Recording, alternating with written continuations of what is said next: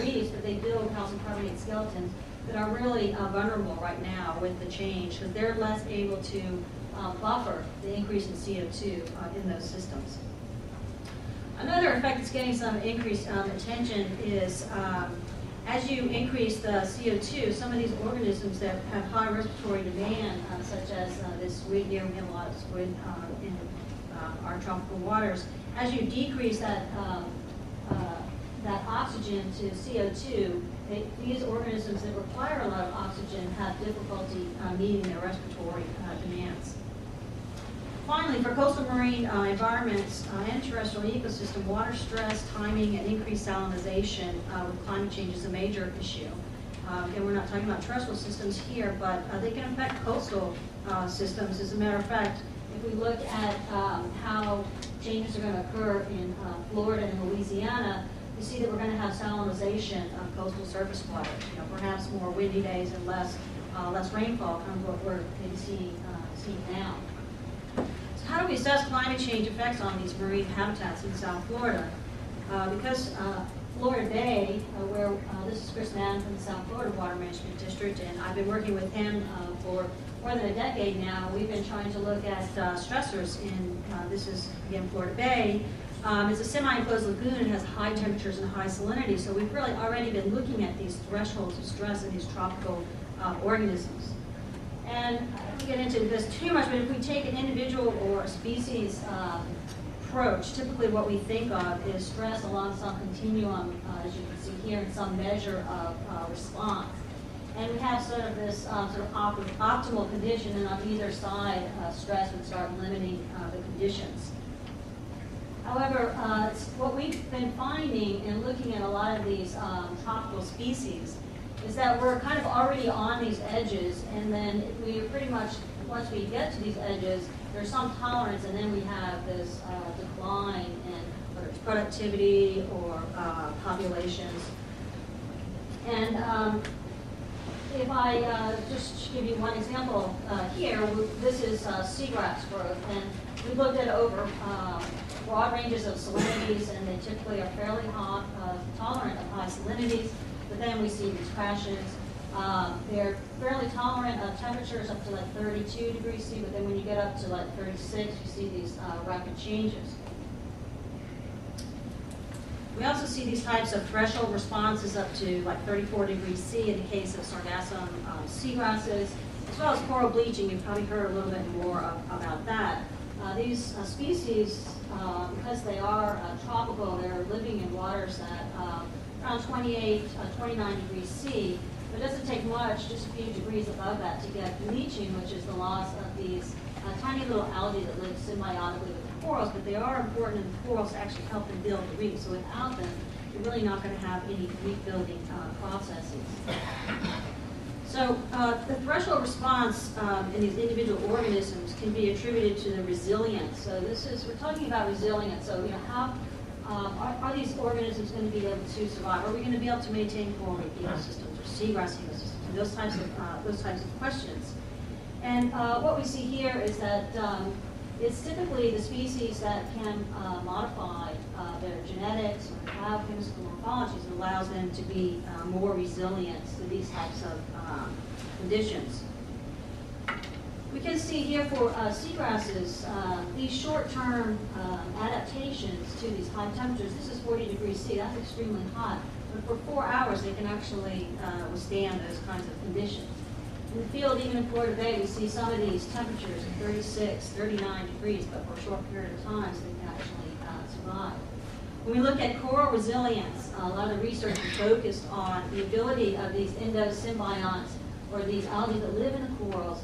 These are different ones that, based on genetic markers or fingerprints, that some of them are actually very tolerant to high temperatures. So a lot of the work is actually being done right now looking at resilience of a lot of these individual species.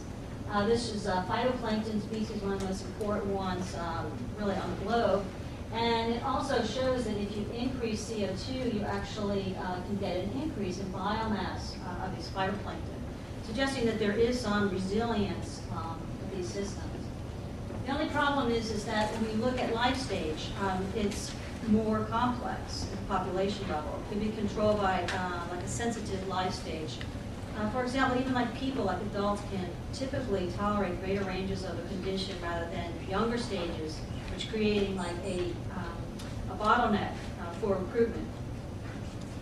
Also, some organisms' sex determination are controlled by environmental conditions, would also create a bottleneck in the resilience to climate change. So at the community level, there's a potential for species to be able to occupy this resilient zone and improve under stress conditions. But it will influence sort of winners and losers, which one of those can actually adapt.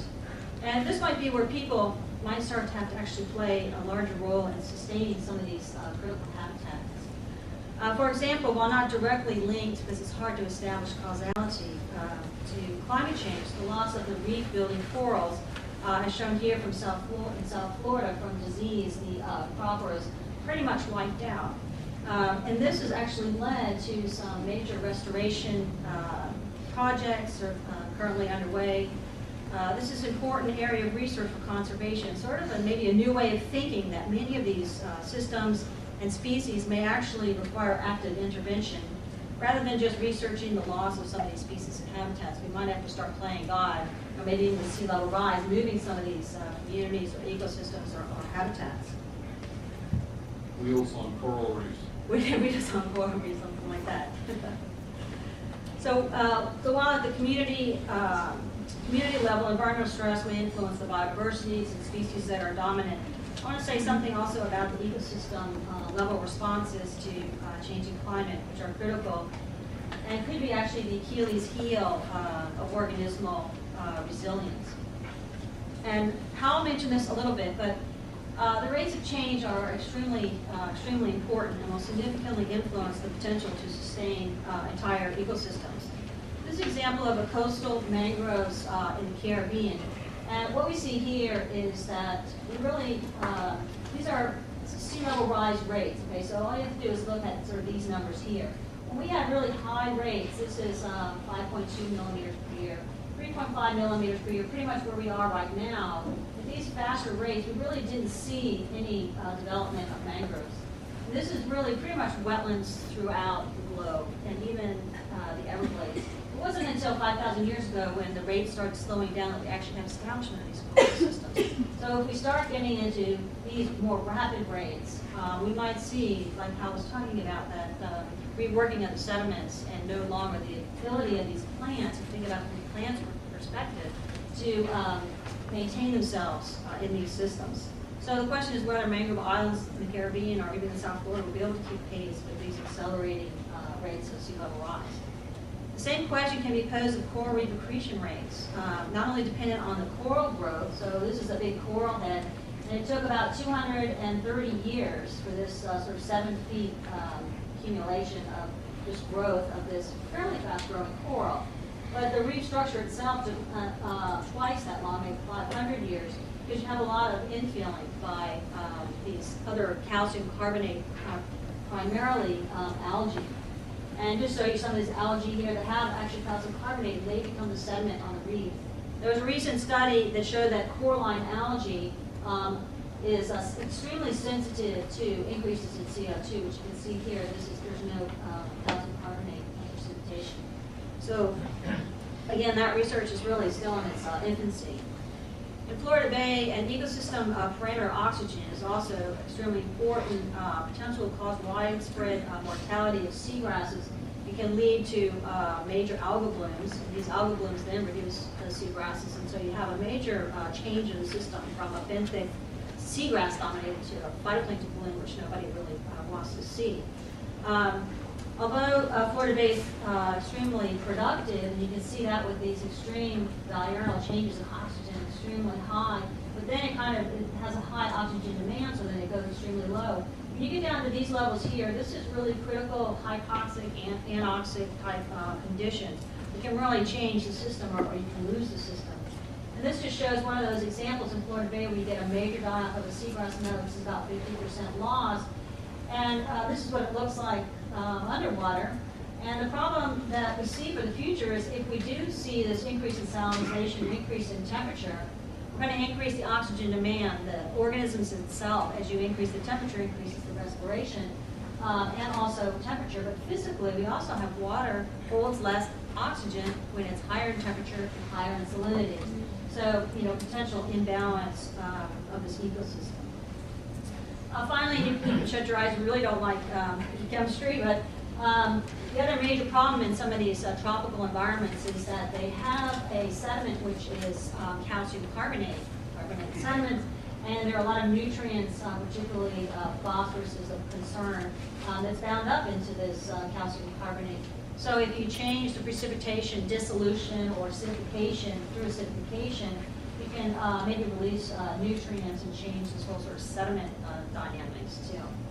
So finally, just kind of going up the next scale, and pretty much where Hal left off, is really the landscape scale. And as we increase the sea level rises in terms of how it's going to influence the marine ecosystems, we're going to get a lot more reworking of these organic matter and sediments. There's a lot of nutrients here in these mangroves, so potential water quality is just going to be a major consideration in places like Florida Bay, but also out onto the reef track. We'll also perhaps see more nutrients, because unfortunately this is kind of an upside down estuary where the nutrients come from the Gulf of Mexico.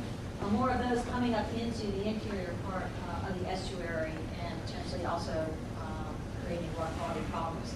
Although we could get more flushing through here, so it might be better for Florida Bay, but maybe not so good for the Florida reef tract. So just a couple of take-home points is really the sky is not falling, which is the good news. It's just the sea level is rising. Probably need to try to focus on the stress tolerance of some critical foundation species that create the reef, or that creates the seagrass habitats, or the mangroves that keep the sediment in place as well. We also need to think about the forest, the whole ecosystem, and some of these unstable states that it can get into. So we need to know the thresholds or tipping points of some of these, and really try to get a better handle on the rates of change. The other thing that is critical and sort of the new area of research, particularly like for local areas, is that if we look at global averages, things like in the IPCC report, we see changes in pH of maybe 0.1. We see changes in temperature, maybe 1 degree C over many years. But when you bring it down to the actual local scale, what you see is these local dynamics dwarf anything that we would see on a global scale. So, for example, Florida Bay goes from 13 to 39 degrees C in 1 year, and probably goes from can span 5 degrees in a day. And pH ranges could be extremely dynamic, and well, let me talk about that. But the major point here is that we really don't know very much about how climate change is really going to influence us at a local scale, an estuarine scale, at a Woods National Park scale. So that's something that we really need to try to bring down. And the other consideration is that we kind of have to change our thinking a little bit, and we don't want to just preserve these ecosystems in their natural state, because they're already very degraded, and we need to think about potential active management and restoration to maintain these systems into the future. Thank you very much for your attention.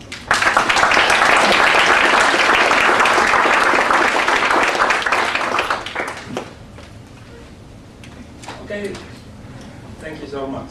Our last speaker for the science panel is Diana Mitsova. She's an assistant professor at the School of Urban Regional Planning. She's going to talk about urban assets at risk due to incremental sea level rise. Dr. Mitsova holds a PhD in regional development planning from the University of Cincinnati and a master's degree in regional, I should know this by now, I shouldn't have to work. And a master's degree from the School of Public and Environmental Affairs at Indiana University, Purdue University. Her research focuses on environmental modeling in cities, vulnerabilities to climate change. She's going to look at the mitigation of pollution of urban runoff, historical projected pattern of land use cover changes, and open space conservation. I'm amazed how much work she can do and how many different things she does. She has expertise in geographic information systems, spatial statistical methods, interactive computer modeling, and she's going to talk about urban assets